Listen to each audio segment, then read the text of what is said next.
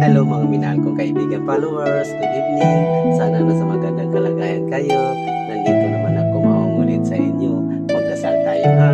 Maraming salamat sa ngalan sa Ama at sa Anak at sa Espiritu Santo. Amen. Ama naming banal na makapangyarihan sa lahat, patawarin mo po kami sa aming mga kasalanan at nagpakumbaba kami sa harapan mo upang kami kaawaan at huwag supahin ang aming dalangin. Yayaman kami umaasa at nananaig sa iyo, Panginoon.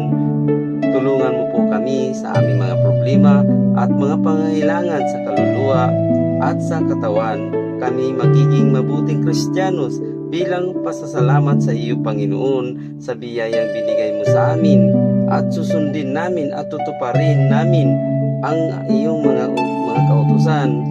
Maraming salamat, Panginoong Hesus Nazareno, ang makapangyarihan sa lahat. Amen. Sa ngalan sa Ama at sa Anak at sa Espiritu Santo. Amen. Babay mga minahal kong kaibigan followers. Good night. Salamat.